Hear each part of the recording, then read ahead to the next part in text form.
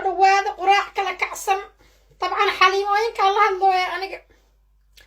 saxnay gabadha quraac kurti saakaya xaliimo quruxdana u jeedid hatta soo fiirna keeshil la'aan miyaa taa ay dhahay waa ku ogahay haa bla keeshil ay because ana keeshil gashal noo yimaaday guntiba xidhnaan jirnay xaliimo naaga Soomaaliyeed ma dhici jirin laakiin adiga naaska wuxuu dhacay taqaana oo balaq la noqday safaarax la uga dib ordaysay naftaada ilowday saaxiban walba sanad walba ilmo u dhalaysay ilmaha ina intifaac starabtaa maxaa ka raacay naaska inta ku dhacay inta ka tagay naaska sidiisa inta loogu talagalay inta xataa inuu gaaro qalad waay inta ka tagay oo inta tagay asa adigoo naasa sharbaada ay soo caynay hadda waa ku ogay soo cay koomitiga akhrisana gurigan jooga soo cay quraaco isnadiifi hagaaj ismaal gali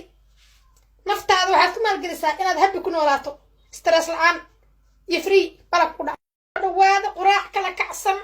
طبعا xaliimooyinka la hadlooya aniga saxnay gabadha quraac kurti saakaya xaliimo quruxdana u jeedid hatta soo fiirna keeshil la'aan miyaa taa ay dhahay waa ku ogahay haa bla keeshil ay because ana keeshil gashal noo yimaaday guntiba xidhnaan jirnay xaliimo naaga Soomaaliyeed ma dhici jirin laakiin adiga naaska wuxuu dhacay taqaana oo balaq la noqday safaarax la uga dib ordaysay naftaada ilowday saaxiban walba sanad walba ilmo u dhalaysay ilmaha ina intifaac starabtaa maxaa ka raacay naaska inta ku dhacay inta ka tagay naaska sidiisa inta loogu talagalay inta xataa inuu gaaro qalad waay inta ka tagay oo inta tagay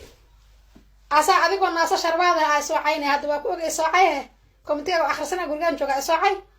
quraaco isnadiifi hagaaj ismaal gali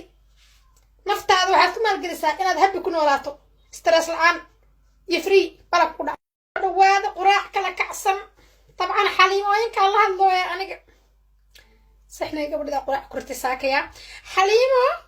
quruxdana u jeedid hatta soo fiirna keeshil la'aan miyaa taa ay dhahay waa ku ogahay haa bla keeshil ay because ana keeshil gashal noo yimaaday guntiba xidhnaan jirnay xaliimo naaga Soomaaliyeed ma dhici jirin laakiin adiga naaska wuxuu dhacay taqaana oo balaq la noqday safaarax la uga dib ordaysay naftaada ilowday saaxiban walba sanad walba ilmo u dhalaysay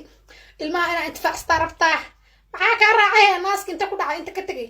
naaska sidiisa inta loogu talagalay inta xataa inuu gaaro qalad waay inta ka tagay oo inta tagay asa adigoo naasa sharbaada ay soo caynay hadda waa ku ogay soo cay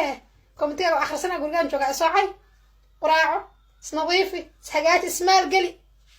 naftaada waxaad ku maalgelisaa inaad happy ku noolaato stress la'aan